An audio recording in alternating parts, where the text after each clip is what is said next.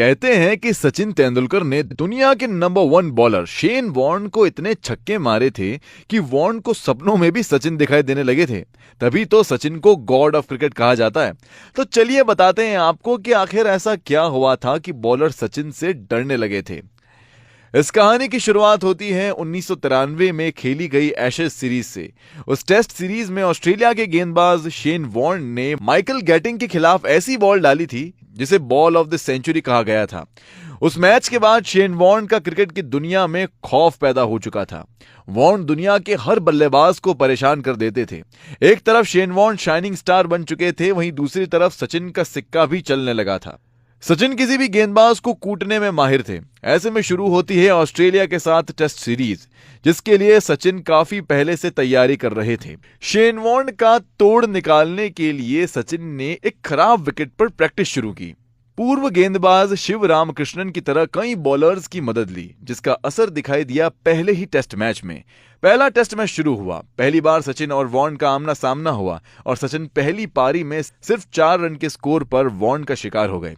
लेकिन दूसरी पारी में सचिन ने दिखाया कि उन्होंने वॉर्न के खिलाफ कितनी पुख्ता तैयारी की है। सचिन ने दूसरी पारी में 155 रन बनाए और इंडिया को पहला टेस्ट मैच जिताया। तब पहली बार वॉर्न को पता चला था कि सचिन इतने स्पेशल क्यों हैं।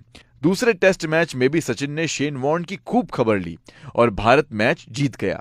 तीसरा टेस्ट मैच ऑस्ट्रेलिया जीत तो गई, लेकिन शेन वॉर्न सचिन से हार गए। उस मैच में सचिन ने पहली पारी में 177 रन बनाए और दूसरी पारी में 31 रन, लेकिन वॉर्न सचिन को आउट ही नहीं कर पाए। टेस्ट सीरीज में इंडिया की जीत हुई और शेन वॉर्न की हार। फिर शुरू हुई 3 टीमों के बीच कोका कोला सीरीज। कहते हैं कि शारजाह के मैदान पर जब ऑस्ट्रेलिया और इंडिया का मैच खेला जाता था तो बीच में रेतीले तूफान ने कहर बरपाया था। उस मैच में इंडिया को फाइनल में जगह बनाने के लिए अच्छी रन रेट से मैच जीतना था। कुछ समय बाद रेतीला तूफान शांत हुआ और फिर आया सचिन तेंदुलकर का तूफान। सचिन ने शतक बनाया और सिर्फ 42.4 ओवर में ही इंडिया ने बना दिए 238 रन।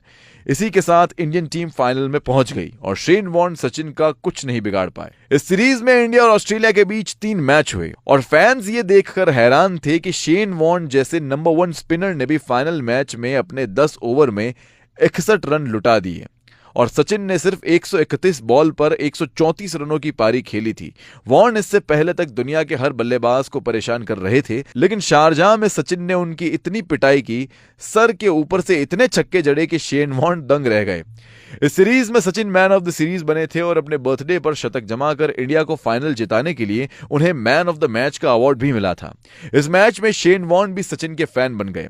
उन्होंने अपनी टी-शर्ट उतारी और सचिन का सबके सामने ऑटोग्राफ लिया। इसके बाद एक इंटरव्यू में मजाक में शेन वॉर्न ने खुद कहा था कि सचिन तो अब उनके सपनों में आकर डराते हैं और छक्के लगाते हैं। 1998 में सचिन के बैट से शतकों की बारिश हुई थी।